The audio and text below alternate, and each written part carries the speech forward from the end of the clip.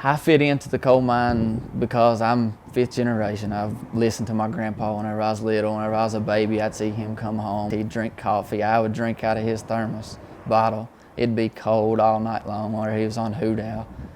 And then I just grew up and I said, hey, I want to be like Papa. He was such a good man. Everybody knew him as being a good man. I wanted to be like that. I wanted to be known around town for being the best I can be. That was one of the best paying jobs for an honest living around here. An honest man wanted a good job, he went to the coal mines. We really need the EPA, and of course, Obama. Thank you, thank you. Last week announced, I think it was called the Clean Power Program. Some people called it a war on coal. I hope it is a war on coal, is it? Actually, EPA is all about fighting against pollution and fighting for public health. That's exactly what this is. If somebody wants to build a coal power plant, they can. It's just that it will bankrupt them because they're going to be charged a huge sum for all that greenhouse gas that's being emitted. If you're living in a town that historically has relied on coal and you see coal jobs diminishing, you're probably going to be more susceptible to the argument that I've been wiping out the economy in your area.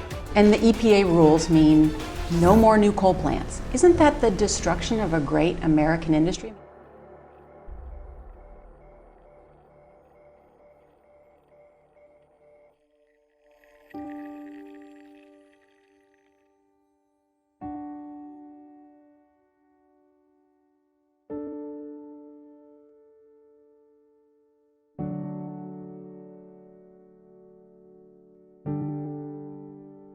Whenever I first went underground, I can remember it being $25 an hour.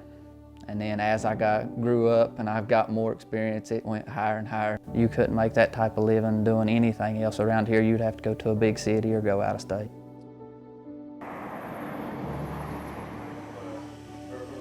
My uncles, all of them were coal miners. My grandpa was a coal miner.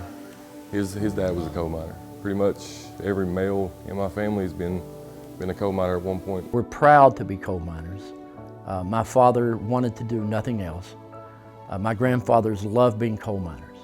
I grew up hearing the stories of how much coal your grandfather could load, that kind of thing. They were proud to be coal miners. And we're proud of what we did. You know, coal mining made the steel that made America. We're proud of that. It was the most exciting job I ever had in my life. And then once I got underground, continuous miner, you're always the person leading production. If you're running, the rest of the crew's running. If you're bolting top, you're making it safe for everybody else. So I loved that job. We had the competition hat, but on my hat, I had to put stickers on it. You have to have 6 inches of reflective material by state law. So any sticker that I got, I just slapped it on there for more reflective. Everybody would keep them and collect them and all kinds of stuff. This one I had done because I'm fifth generation in my family of coal miners. It's went from my dad's side to my mom's side. My great-grandma started at the place I was at. And I just had that one done. This is my grandpa's that actually he wore underground right before he retired.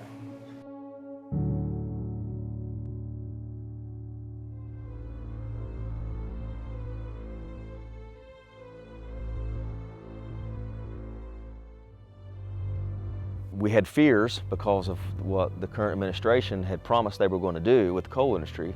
We had fears that it was going to get worse, but I don't think anybody really thought it would get as bad as it is. I mean, I heard what President Obama said, that he was going to, it's fine, you can build a coal-fired power plant, or mine coal, but we're going to bankrupt you. Murray Energy released a statement saying, quote, Murray Energy Corporation confirms that certain workforce adjustments and scheduling changes made in the normal course of business are necessary to reflect the current coal marketplace, which has been destroyed by President Barack Obama and his supporters. More than 500 coal miners will be laid off by Murray Energy. Increasing government regulations have put financial strain on Alpha. Now that financial burden is trickling down to the communities mining that coal.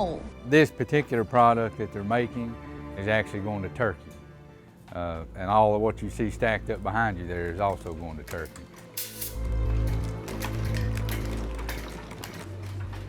Honestly, this is probably the only thing that may be still keeping us in business. We've lost so much business due to the overregulation of our government and Obama's war on coal. We used to have probably 200 coal mines within a couple hours of our facility, and now there may be 50 left, if that. Since President Obama has been in office, we've judged up most of our standards by that. We've lost over half of our underground coal mines. Over half, just in 8 years, 7 years. And it's going to get worse.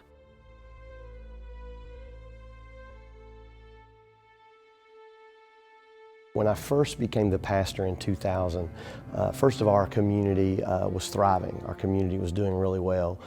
It was vibrant. There was a lot of life and a lot of energy in our community. There were still some pockets of poverty. There were pockets of addiction and some things of that nature, but it wasn't prevalent. This area of our shop, which looks almost abandoned, at one point we were fabricating a SCBA escape system for Alpha Natural Resources, and that was about a $3 or $4 million order.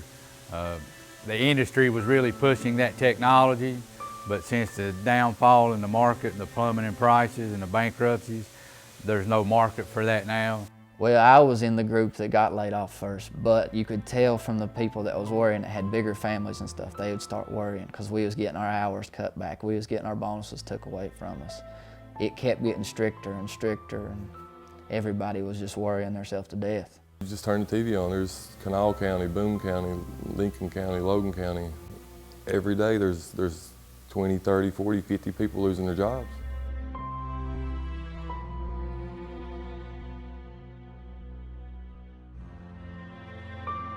I think we are pawns in a game, and we're pawns in a political game and nobody cares about us. Take you over into our fabrication shop. This is where we do all of our metal fabrication, welding, powder coating. A lot of this equipment was purchased in anticipation of being able to supply those SCBA systems. 206 got laid off at our mines, and I don't know how many numerous people. I'm wanting to say in the hundreds, maybe close to 400 or 500 people that I know has been laid off, had to go find somewhere else, had to relocate just to make their families, just to support their families. This was about a $35,000 investment, a CNC plasma cutting table. Not what you want to see is it setting steel. If it's not cutting metal, it's not making money, and we have no orders in here right now, nothing to build. It's very depressing because you go in, whenever I was a little kid, I can remember people being happy all the time because their families was always fed. They had nice vehicles, nice houses because their husbands and their wives worked in the coal mines. And now it's to the point where vehicles are run down that you drive them past, people having homes they don't keep up on because they don't have a job anymore. They have no way to support themselves. When coal is doing good, then pretty well everybody's doing good in Wyoming County. And when it is not doing good, then it touches everybody's life in this county. If coal does not come back, West Virginia will turn into nothing. All these little small towns, all the buildings will go away, people will leave. It'll just be nothing anymore. There's no welders running, there's nothing being built, there's no money being generated right now. All the result of Obama's overregulation, the EPA's overregulation, and the war on coal.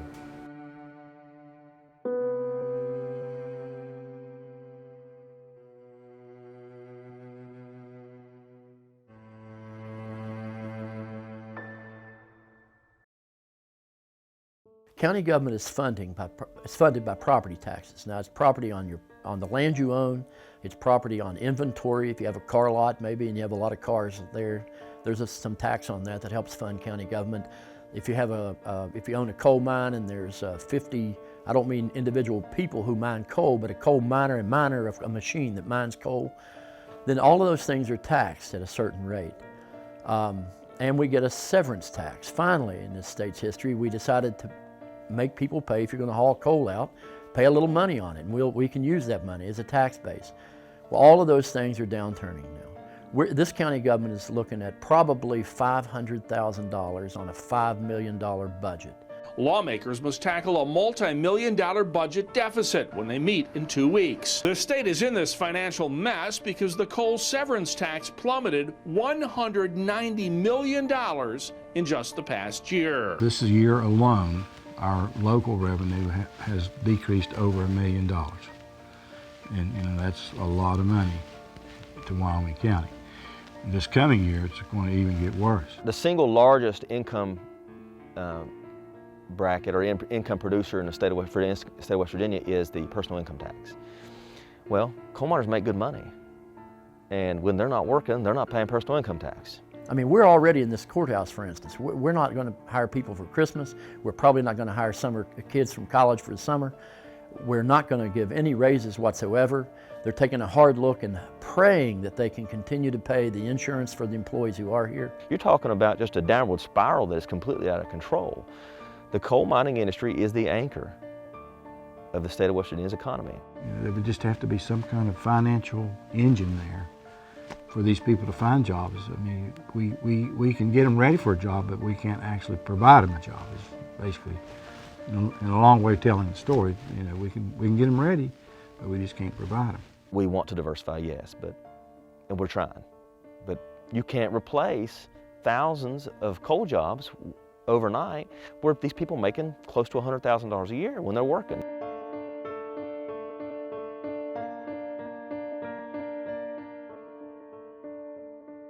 Ten years ago, it was booming. I mean, you know, the phones rang off the hook. We had 6 full-time people that worked here.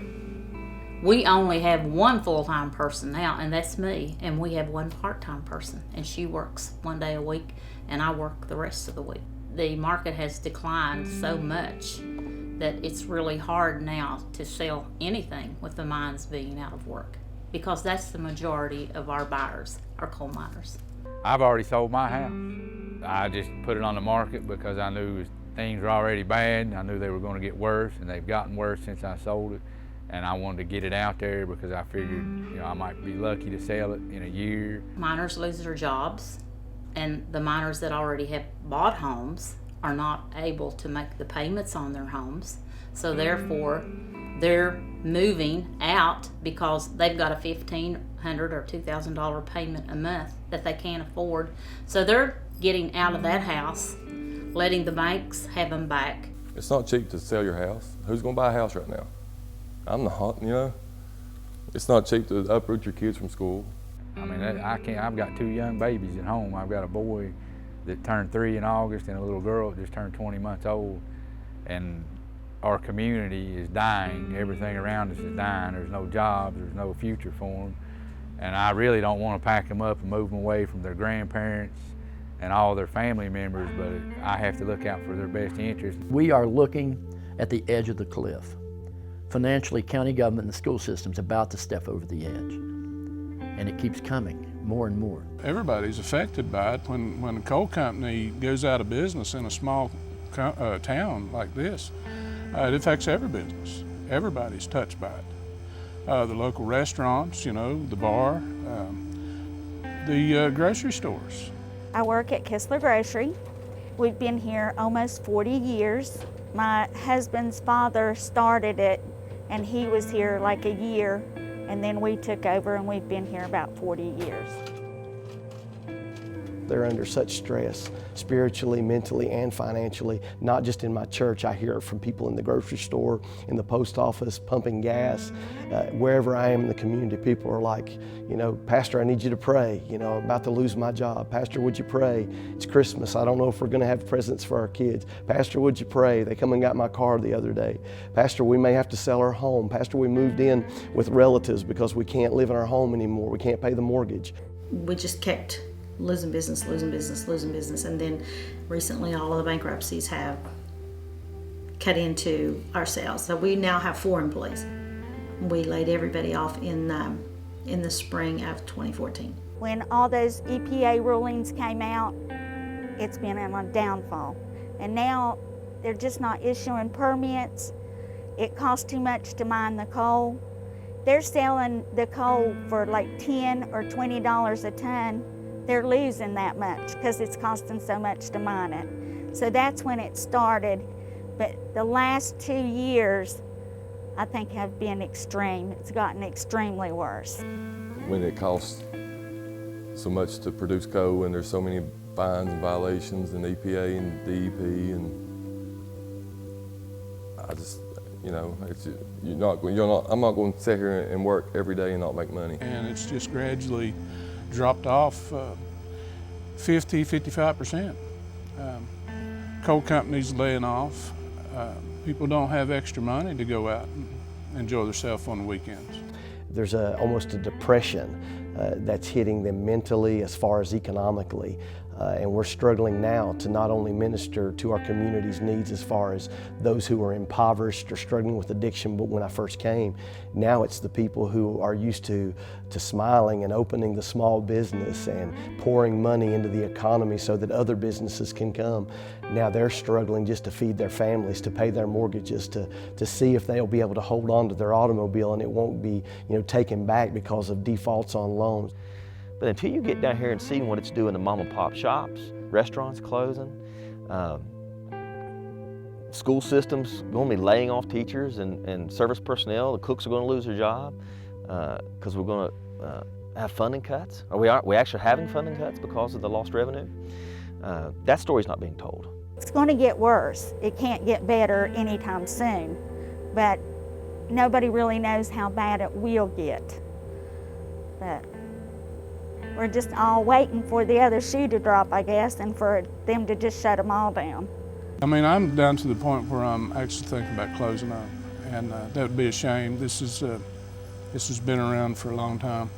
I don't know where they're going to go because, I mean, there's no other jobs around here. Everybody's going to have to move. Obama has come right out and told everybody that he was against coal, and he has made that plain around here. He has tried his best to bankrupt the coal companies and done pretty good at it. He's really hurt us. 55. Now I need 3 pennies. Well, you don't want to get me yapping around on that right there about that coal. That's why I ain't working right Now, and you're living in a tent. And I'm unemployed. And you're unemployed and you can't work. Exactly. I know, that's the way I am. I mean, it's hard. Once you get me started. You can't make no money. Exactly. Yep.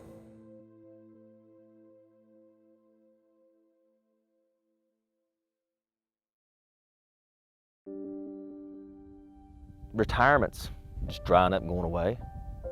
Patriot Coal's filed bankruptcy a couple times in the last couple years, and they've had to cut the retirement plans and health benefits from all of the retirees.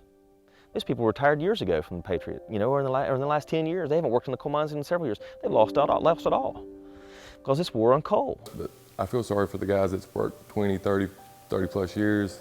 Now they have nothing. You know, their pensions are gone. All these companies are taking their pensions. You know, they work. How would you like it if you worked 30 years and then, you know, what you put away to retire on's gone? This war on coal, not only is it completely unjustified, completely irresponsible, I think it's criminal. It's criminal to what's going on to the people. It's an attack on the people of West Virginia and Appalachia in general. But the people of West Virginia, I mean, you're taking money away from education. Our great president is taking money from education in southern West Virginia. That's what it's doing. The children are affected greatly. The way that it's affecting them is they see the stress and they see the pressure of their parents. They see the load and the weight that they're under, and they actually, you know, they end up doing without. The churches have picked up a lot of the slack. The one big thing that I've noticed is even in our church, we have a food pantry now. We've never had a food pantry before. Just last night, I try not to get all messed up here, but a little boy that we give the box of food to 2 weeks ago come back to my wife, and he handed her a dime last night. And she said, "What's that for?" He said, "I want to give because you give to me." Bad. It's bad. I need a job. Yeah, everybody needs a job, and yeah. That's about all we have left, just people on checks. And they're trying to take care of their kids because their kids don't have jobs. I stay angry all the time because you think, why would you work so hard? And these coal miners have worked hard all their lives, and they've done it for 25, 30, 40 years, and there's no work. And they don't have any other training to do anything else. So they don't know what they're going to do, and it's sad because they're really proud people, and if they can work, they would be more than happy to work. They just need jobs. So it makes it really sad when they come in and they say, I'm spending change that I've collected for years, I'm spending $2 bills, or you offer them a snuff that's $2 a can and they say, I can't afford that, do you have anything cheaper? It's just sad because they're real proud people and they will work.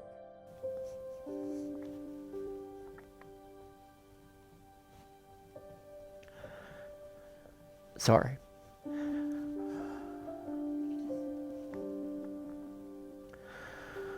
It does no good to cry about this, and I'll get over this eventually in my life.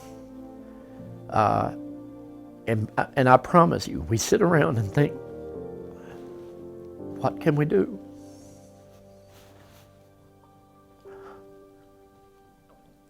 But I assure you, when your grandkids come back to Wyoming County one day, we'll be here. We will make it through this.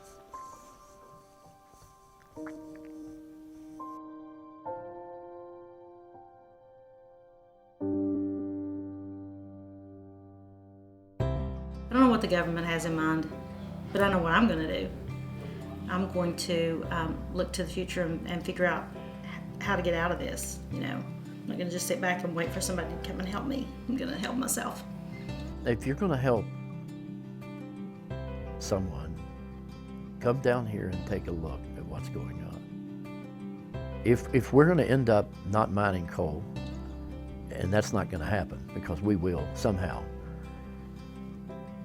if you want to retrain people, if you want to mitigate what happens as you mine less coal or create less carbon in the atmosphere, come to the Appalachian Mountains, come to the southern counties of West Virginia. We are being devastated. And is the media covering that? No, no, they're talking about climate change. I mean, it's the same thing for us.